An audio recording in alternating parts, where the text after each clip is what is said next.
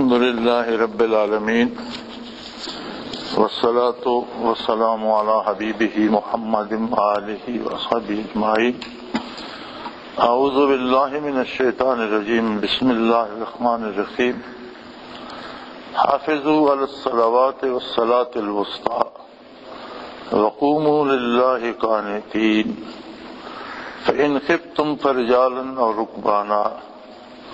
فإذا أمنتم فاذكروا الله كما علمكم ما لم تكونوا تعلمون. اللهم سبحانك لا علم لنا إلا ما علمتنا إنك أنت العليم الحكيم. مولاي صل وسلم دائما أبدا على حبيبك من زانت به الأصول. میں نے پہلے بھی عرض کیا ہے کہ اسلام تمام امور کو ابدی اور دائمی زندگی اور آخرت کے حوالے سے دیکھتا ہے. اگرچہ مسائل نکاح، طلاق اور بیوہ اور اس کے حقوق اور وہ چل رہے ہیں، لیکن آپ کو یاد ہے کہ ہر جگہ ہر آیہ کریمہ کے خاتمے پر یہ یاد دلایا گیا ہے کہ یہ سب کچھ آپ کو عظمت الہی کو سامنے رکھ کر، اللہ کی رضا کو سامنے رکھ کر اور آخرت کو سامنے رکھ کر کرنا ہے. پھر درمیان میں یہ بات ارشاد فرما دی، حافظوا علی الصلوات، نمازوں کی حفاظت کرو، محافظ بن جاؤ.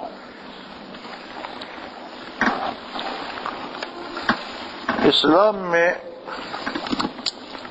نماز کا اپنا ایک فلسفہ ہے اور دنیا کے تقریباً تمام مذاہب نے، خواہ وہ بتوں کے پجاری ہیں یا جانوروں کے پجاری ہیں یا عقائد باطلہ ہیں، ان کے جو بھی کوئی ایک معبود انہوں نے مقرر کیا ہے، اس کے لیے کچھ اوقات یا کچھ خاص دن یا کوئی طریقہ ایسا مقرر کرتے ہیں کہ اس کے سامنے حاضر ہو کر اپنے طریقے سے جو بھی انہوں نے طریقہ بنائے ہوئے اپنی نیاز مندی اور عاجزی اور اپنی حاجات کا اظہار کریں. اسلام نے بندے کو رب العالمین کے روبرو کر دیا ہے. نبی کریم صلی اللہ علیہ وآلہ وسلم نے اس مشت غبار کو یہ اعزاز بخشا کہ جس نے بھی آپ کی دعوت قبول فرمائی، جسے یہ سعادت نصیب ہوئی، آقا نامدار صلی اللہ علیہ وآلہ وسلم نے اسے اللہ کریم کے روبرو کھڑا کر دیا. اس کے لیے رب العالمین نے دن میں 5 اوقات فرض فرمائے، مقرر فرمائے، اور ان کا پورا طریقہ کار نبی علیہ الصلوۃ والسلام نے وضاحت کے ساتھ ارشاد فرما دیا، خود اس پر عمل فرمایا، اور اصحاب کبار رضوان اللہ علیہم اجمعین کو جو امت اور حضور کے درمیان واسطہ ہے، خالق اور مخلوق کے درمیان واسطہ ہیں، آقا نامدار حضرت محمد الرسول اللہ صلی اللہ علیہ وآلہ وسلم اور صحابہ کرام رضوان اللہ علیہم اجمعین، ساری امت اور نبی کریم صلی اللہ علیہ وسلم کے درمیان واسطہ ہے. دین توارث سے ملا ہے، ہمیں وراثت میں ملا ہے، حضور سے صحابہ کرام کو، صحابہ کرام سے تابعین کو، تبع تابعین کو، سینہ بسینہ. کیونکہ دین کوئی ایسی چیز نہیں ہے کہ جو چاہے اس میں اضافہ کر لے، جو چاہے اس میں کوئی کمی کر لے. اور اس میں سب سے بہت بڑی نعمت، ایک عظیم نعمت، سب سے بڑی بات کہ ہر وہ فرد جسے لا الہ الا اللہ محمد الرسول اللہ نصیب ہوتا ہے، وہ دن کو شروع کرتے وقت بھی اللہ کے حضور پیش ہو اور اس کی عبارات، دعائیں تسبیحات خود اللہ کریم نے مقرر فرما دی، اور نبی علیہ الصلوۃ والسلام نے تمام اوقات کی نماز، ان کے طریقے، وضو کے طریقے قرآن کریم نے اجمالاً بتایا، نبی کریم صلی اللہ علیہ وسلم نے بالوضاحت ارشاد بھی فرما دیا، خود اس پر عمل فرما کر دکھا بھی دیا، اور فرمایا جس طرح میں نماز پڑھتا ہوں اس طرح تم بھی نماز پڑھو، اور صحابہ کرام نے حضور اکرم صلی اللہ علیہ وسلم کے سامنے اس پر عمل کر کے حضور سے تائید حاصل فرمائی۔ اب یہ ایک ایسا اعزاز بخشا گیا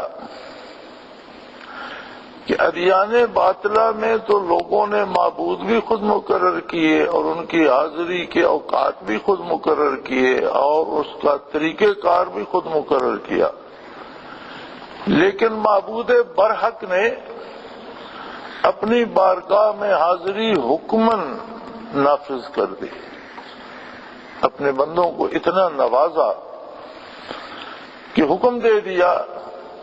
کہ وہ 5 بار اس کی بارگاہ میں حاضر ہوں۔ کس طریقے سے حاضری دیں، انہیں کیا کیا کرنا ہے، یہ جو ارکان ہیں صلاۃ کے، وضو کے، نماز کا وقت، نماز کے لیے کپڑوں کا پاکیزہ ہونا، وجود کا پاکیزہ ہونا، کپڑوں کا پاکیزہ ہونا، قبلہ رو ہونا، با جماعت مل جائے تو بہت بڑی سعادت، یہ ساری چیزیں جو ہیں یہ ارکان ہیں نماز کے، اور حکم دیا جا رہا ہے حافظوا علی الصلوات، نمازوں کی محافظت کرو، یعنی ایک ایک رکن کی حفاظت کرو اور کوشش کرو کہ ان میں سے کوئی بھی چھوٹنے نہ پائے۔ صرف یہ نہیں کہ نماز ادا کرو، بلکہ حکم یہ ہو رہا ہے کہ اس کی حفاظت کرو، اس کا کوئی رکن چھوٹنے نہ پائے،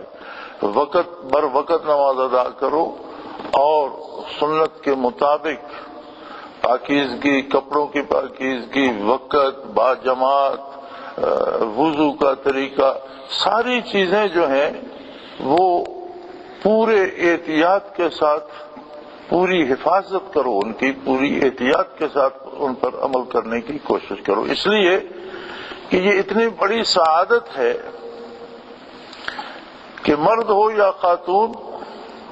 مسلمان اللہ کے روبرو ہو کر اللہ کریم کی سکھائی ہوئی ثنا، حمد اور اپنے لیے دعا کرتا ہے۔ یعنی معبود برحق نے اوقات بھی عطا فرمائے اور اپنی تسبیحات کا سلیقہ بھی سکھایا، اپنی حمد کا طریقہ بھی سکھایا، اور بندے کے لیے جو مفید ترین دعا ہو سکتی ہے وہ بھی سکھائی۔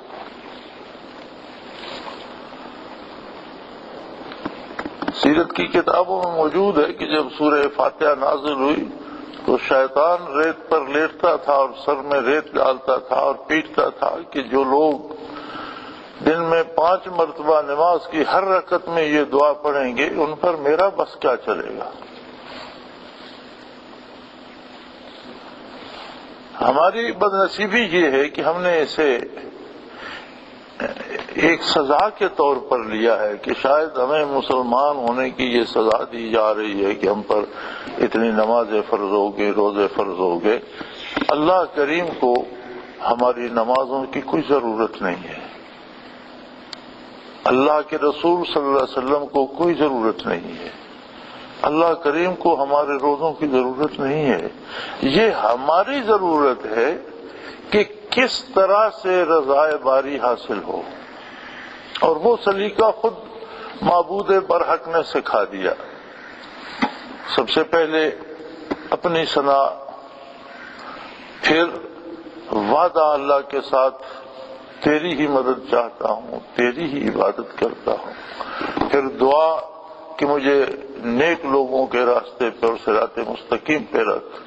اور وہ لوگ جو گمراہ ہو گئے، یہ تیرے غضب کا شکار ہوئے، یہ جن پر تیرا عذاب ہوا،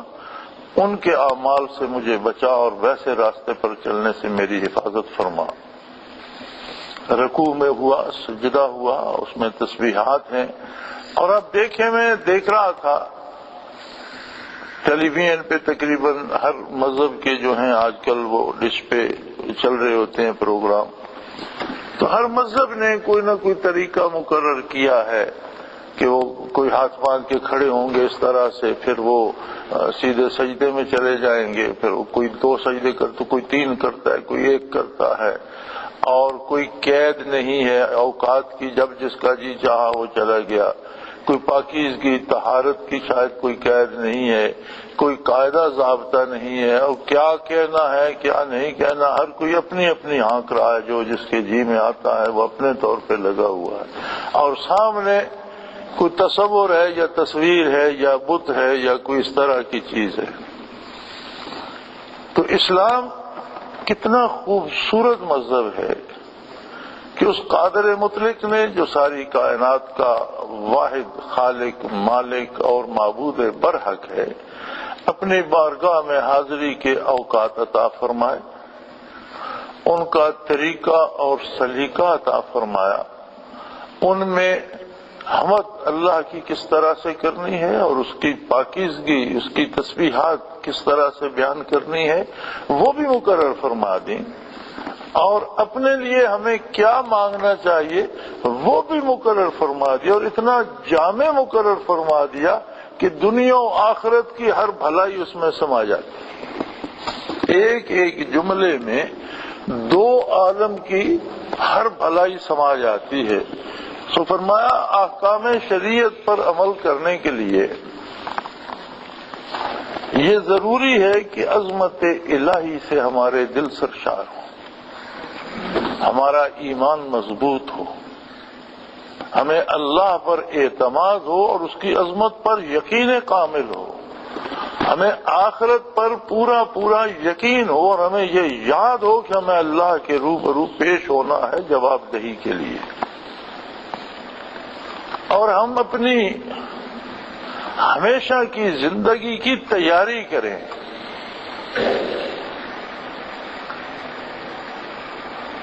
ہمیں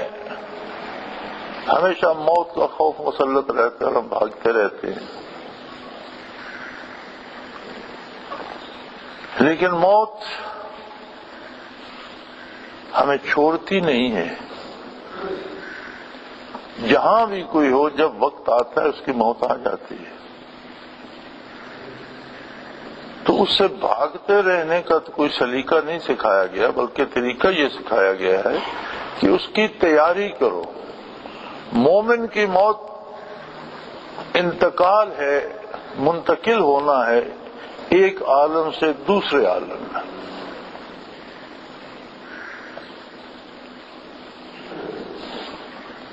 اولیاء اللہ لا یموتون بل ینتقلون من المکان الی المکان، اللہ کے بندے مرتے نہیں ہیں بلکہ ایک مکان سے، ایک عالم سے دوسرے عالم میں منتقل ہو جاتے ہیں، ایک دائمی اور ابدی زندگی کی ابتدا ہو جاتی ہے، اور فانی زندگی کی اور وقتی اور لمحاتی زندگی کا خاتمہ ہو جاتا ہے۔ یہ جو وقتی زندگی ہے یہ امتحان میں، آزمائش میں گزرتی ہے۔ دنیا کی زندگی کسی کے پاس 100 سال ہے یا کسی کے پاس 50 ہے، جتنی بھی ہے یہ عرصہ آزمائش ہے، عرصہ امتحان میں ہے، اور پوری زندگی ایک مجاہدہ ہے، ایک محنت ہے کہ ایک طرف اپنا نفس بھی ہے، اپنی نفس کی خواہشات بھی ہیں، ساتھ ابلیس بھی لگا ہوا ہے، شیطان ہے اور اس کے حملے بھی ہیں، اس کے ساتھ ہماری ضرورتوں نے، مادی اور جسمانی ضرورتوں نے ہمیں گھیر رکھا ہے۔ اس سارے اس طوفان میں، اس طوفان بلا میں اللہ کریم کا دست قدرت بھی ہے کہ تم اس طوفان میں تھپیڑے نہ کھاتے رہو، میرا دست قدرت تھام لو، میرا دامن تھام لو، میرے دروازے پہ آ جاؤ، میری پناہ چاہو، مجھ سے اپنا تعلق استوار کرو۔ احکام تو چل رہے تھے فقہی، درمیان میں بات عبادت کی آ گئی، اس لیے کہ عبادت ہی وہ ذریعہ ہے جو ایمان کو پختہ کرتی ہے، عبادت ہی وہ ذریعہ ہے جو اللہ کے ساتھ تعلق کو مضبوط تر کرتی ہے، عبادت ہی وہ ذریعہ ہے جو انسان کو رحمت الہی کے زیر سایہ لے جاتی ہے، اور جتنا جتنا ایمان مضبوط ہوتا ہے اتنا شریعت پر عمل سہل ہوتا جاتا ہے، اتنا جی چاہتا ہے کہ میں خلاف شریعت نہ جاؤں۔ گناہ کی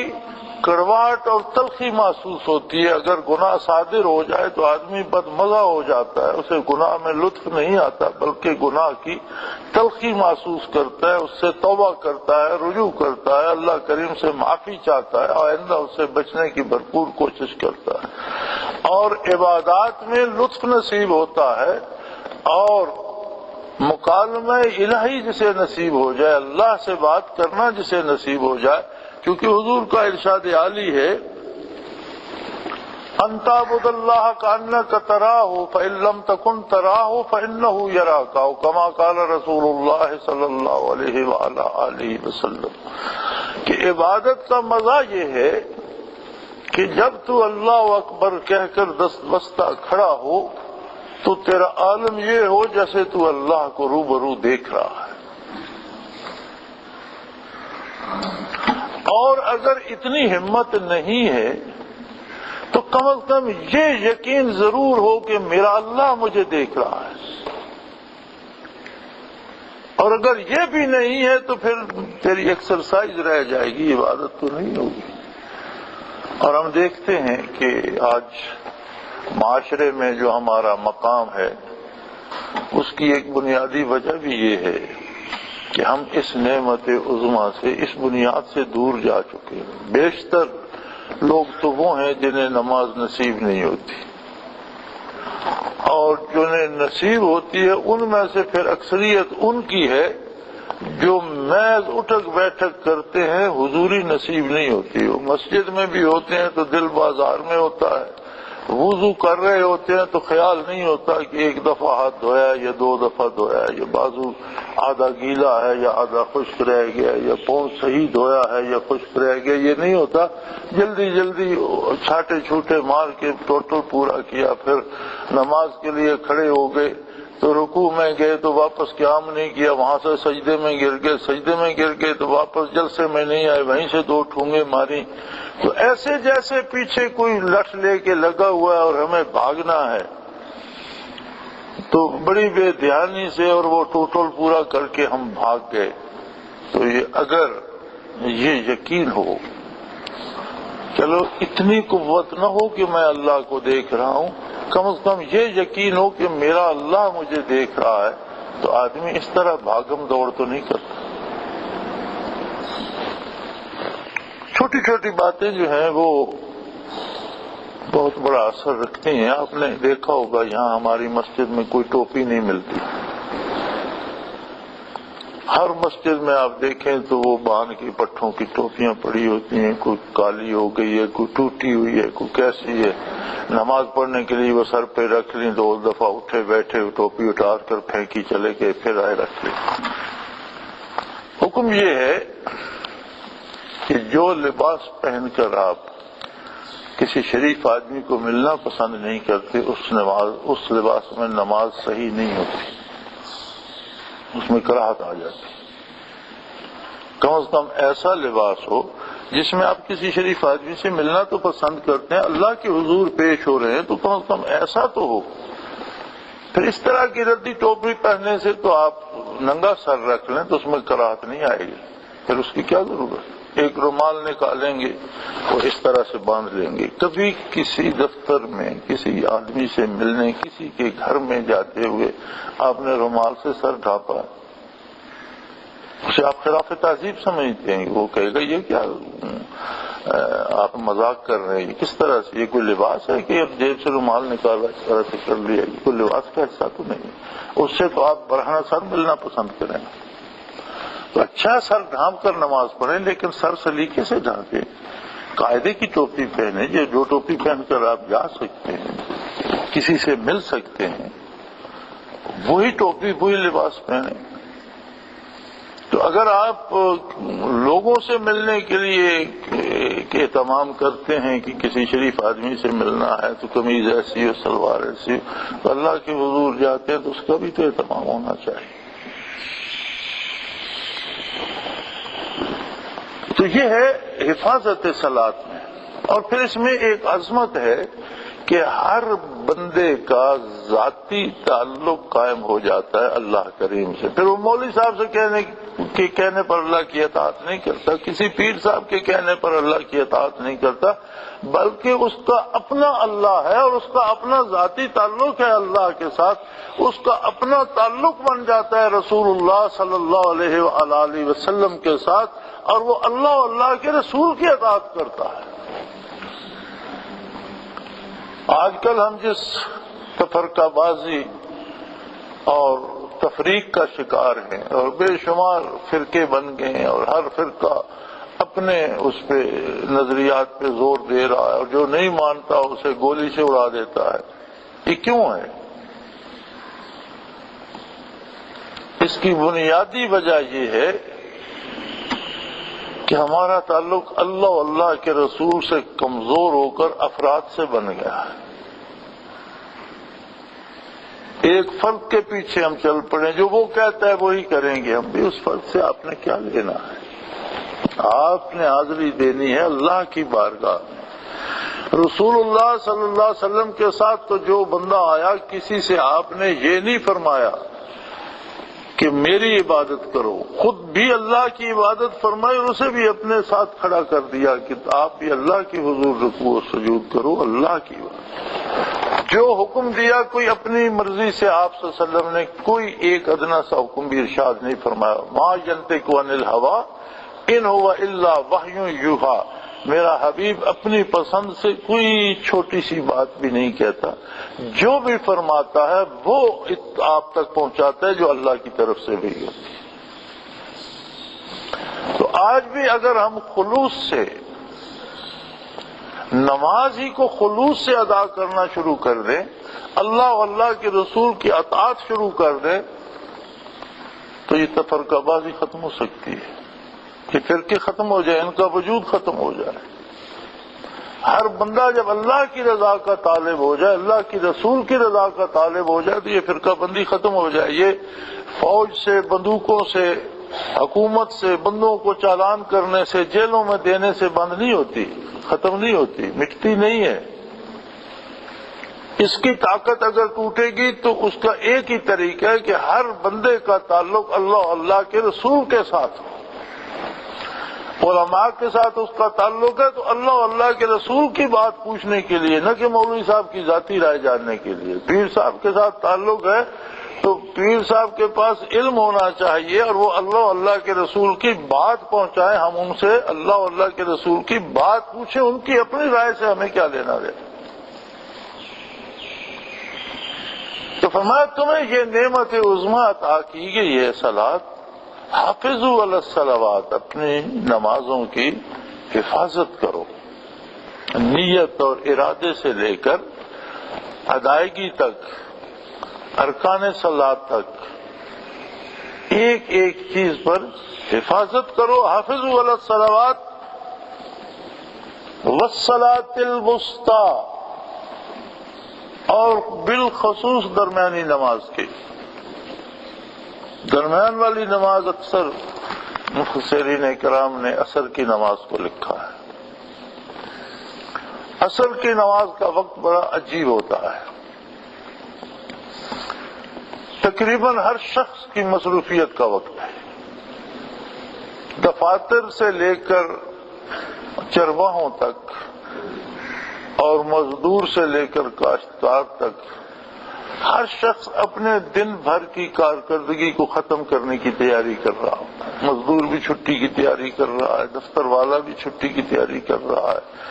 چرواہا بھی اپنا ریوڑ اکٹھا کر رہا ہے کہ واپسی کا سفر اختیار کروں۔ خواتین گھر میں ہانڈی روٹی کی اور شام کے کھانے کی تیاری میں جٹی ہیں، کوئی دفتر سے لوگ آگے انہوں نے چائے پینی ہے، بچے سکول سے آگے ان کو سنبھالنا ہے۔ یہ عصر کا وقت ایسا ہے کہ خواتین سے اور گھر سے اور اہل خانہ سے لے کر بازار کے اور دفاتر کے لوگوں تک اور چرواہوں گڈریوں کسانوں تک ہر شخص مصروف ہوتا ہے۔ تو فرمایا اس کی خصوصی تاکید فرمائی کہ جیسے اس کا وقت ہوتا جائے اس پورے اہتمام کے ساتھ اسے ادا کرو۔ اگر اتنی بھیڑ بھاڑ میں جو نماز آ گئی ہے اسے اہتمام سے ادا کرو گے تو باقی نمازیں تو ضرور اہتمام سے ادا کر سکو گے۔ اس پہ تاکید اس لیے فرمائی گئی۔ ایک نقطہ اس میں یہ بھی ہے کہ یہ جو بھیڑ بھاڑ کے اور بھاگ دوڑ کے وقت میں ہے اس کا پورا اہتمام کرو گے تو پھر دوسری نمازوں کا اہتمام نسبتاً آسان ہوگا کہ فجر کو اٹھیں اہتمام سے وضو کریں تسلی سے آرام سے نماز باجماعت ادا کریں، خواتین گھروں میں ادا کریں جہاں کوئی ہے۔ اور پھر فرمایا قوموا للہ قانتین، اپنی عاجزی اور نیاز مندی کے ساتھ اللہ کی بارگاہ میں کھڑے ہو جائے، اللہ سے ملاقات کرو، اللہ کریم سے روبرو بات کرو، اس کی بڑائی کا اقرار کرو، زبانی بھی عمل سے بھی، رکوع کر کے بھی، سجدہ کر کے بھی، تسبیحات پڑھ کے بھی اس کی عظمت کا اقرار کرو، اپنی کمزوریوں کا اعتراف کرو، اپنی ضرورتیں اس کی بارگاہ میں پیش کرو۔ وہ مسبب الاسباب ہے، تمہاری ضرورتوں کی تکمیل کے ذرائع اور اسباب پیدا فرما دے گا۔ قوموا للہ قانتین، اور اللہ کریم کے روبرو نہایت عاجزی سے کھڑے ہو جاؤ، اللہ کے روبرو، اللہ کے حضور میں۔ فَإِنْ خِفْتُمْ، ہاں ایک موقع اور بھی آ جاتا ہے، کہیں تم عرصہ جنگ میں آ جاتے ہو، کہیں دشمنوں کا خوف آ جاتا ہے، کہیں لڑائی چھڑ جاتی ہے، کہیں کوئی مصیبت آ جاتی ہے۔ فَرِجَالًا أَوْ رُكْبَانًا، تو کیا اس میں نماز کی چھٹی مل جائے گی؟ فرمایا نہیں، یہ تو چھوڑو گے تو موت ہو جائے گی۔ جیسے سانس ہم لیتے ہیں یہ ہماری زندگی ہے، اب اگر کوئی لڑائی میں ہے تو کیا وہ سانس لینا چھوڑ دے گا؟ اگر کوئی جنگ میں آ گیا تو سانس لینا چھوڑ دے گا؟ سانس لینا چھوڑے گا تو خود مر جائے گا۔ اگر نماز چھوڑو گے تو یہ تو تمہاری موت ہے، اسے کیوں چھوڑو گے؟ ہاں یہ الگ بات ہے کہ لڑتے ہوئے تم رکوع سجود نہیں کر سکتے تو فرمایا لڑتے رہو اور کھڑے کھڑے نماز بھی ادا کرتے رہو۔ سواری پر ہو، رکوانا سواری پر ہو تو سواری پر نماز ادا کرتے رہو، فرائض ہی ادا کر دو۔ اور سواری پر صرف علماء نے جو شرط لکھی ہے یہ ہے کہ نماز کی نیت کرتے وقت منہ قبلہ رخ ہو، پھر سواری جدھر گھومتی ہے پھرتی ہے چلتی رہے۔ اور جنگ میں یہ بھی جواز ہے کہ جدھر منہ ہے مارکا میں، جنگ میں، میدان کارزار میں جہاں منہ ہے وہاں نیت کر لو، فینما تولوا فثم وجہ اللہ، اللہ ہر جگہ موجود ہے۔ سفر میں ہو، ریل میں ہو، جہاز میں ہو، بس میں ہو، جب قبلے کی طرف منہ ہو تو نماز نیت کر لو اور پھر پڑھتے جاؤ، پھر جدھر سواری جہاز گھوڑا ریل مڑتی جائے تو حرج نہیں ہے۔ لیکن چھوڑ دینے کی اجازت نہیں ہے، اس لیے کہ اس کا چھوڑ دینا تمہاری موت ہے۔ یہ روح کی غذا بھی ہے، روح کی دوا بھی ہے، اور جس طرح جسم کو زندہ رکھنے کے لیے سانس کی آمد و شد ضروری ہے، اسی طرح نماز کا قائم رہنا روح کی حیات کے لیے اسی طرح ضروری ہے۔ فَإِنْ خِفْتُمْ فَرِجَالًا أَوْ رُكْبَانًا، اگر تم کو اندیشہ ہو، کوئی خوف ہو یا بیماری ہو یا تم اٹھ نہیں سکتے تو جہاں لیٹے ہو وہاں لیٹے لیٹے کر لو، وضو نہیں کر سکتے تیمم کر لو، قبلہ رخ ہو سکتے ہو ٹھیک ہے، نہیں ہو سکتے تو جہاں ہو وہاں کر لو، رکوع سجود نہیں کر سکتے تو اشارے سے کر لو، لیکن چھٹی نہیں ہے، جب تک حواس قائم ہے چھوڑ نہیں سکتے، مت چھوڑو، اس لیے کہ یہ تمہاری زندگی ہے، یہ تمہارے ایمان کی بنیاد ہے، اللہ کے ساتھ تعلق کی بنیاد ہے۔ فَإِذَا أَمِنْتُمْ فَاذْكُرُوا اللَّهَ كَمَا عَلَّمَكُم مَّا لَمْ تَكُونُوا تَعْلَمُونَ، اور جب حالت امن میں ہو تو اسی طرح اللہ کا ذکر کرو، اسی طرح عبادات ادا کرو جس طرح اللہ نے تمہیں تعلیم فرمائی ہے، جو کہ تم اللہ کے بتانے سے پہلے نہیں جانتے تھے۔ یہ تم نے ایجاد نہیں کی، یہ کسی بندے نے ایجاد نہیں کی، یہ تمہاری کاوش نہیں ہے، یہ رب العالمین نے حمد بھی، تسبیحات بھی، دعائیں بھی اس نے تمہیں تعلیم فرمائی ہے، اور وہ تمہیں تاکید فرما رہا ہے کہ ان کے اوقات کی، ان کے ارکان کی محافظت کرو، حفاظت کرو، اس لیے کہ اس کی بارگاہ میں حضوری کے لیے یہ بنیاد ہے، تمہارے ایمان کی بنیاد ہے، تمہاری دینی زندگی کی بنیاد ہے، اور تمہارے روح کی حیات ہے۔ فاذکر اللہ، صلاۃ کو یہاں عبادات کو ذکر الہی کا، یہ ذکر الہی بندے اور اللہ کے تعلق کی بنیاد ہے۔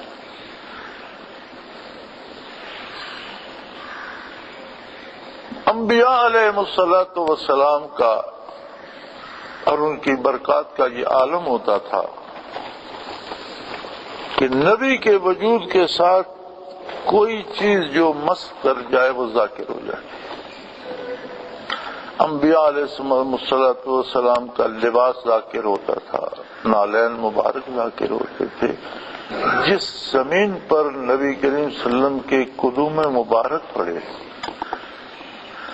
وہ ذرات ذاکر ہو گئے۔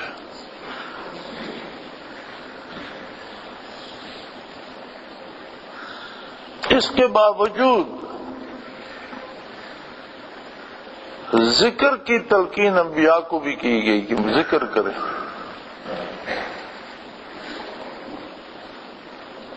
نبی کریم صلی اللہ علیہ وسلم تو سورہ مزمل میں موجود ہے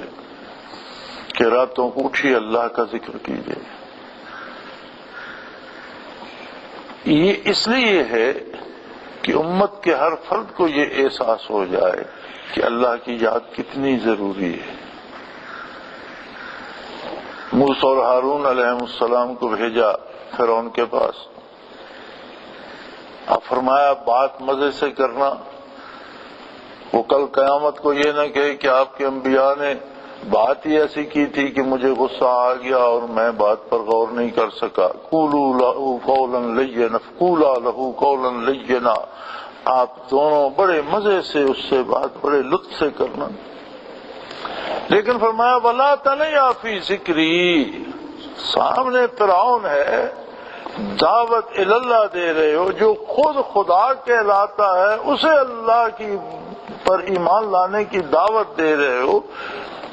کتنا خطرناک صورتحال ہے کہ صرف دو بندے اور ایک ادھر مطلق العنان شہنشاہ ہے، اور جو اتنا بڑا کہ اتنی طاقت والا کہ جو لوگوں سے اپنی پوجا کراتا ہے اور خود کو خدا منواتا ہے۔ اس کے باوجود فرمایا دھیان جو ہے میرے ذکر بھلا تنیا فی ذکری، ذکر میں عدم توجہ نہ ہو، ذکر میں پوری بھرپور توجہ رہے۔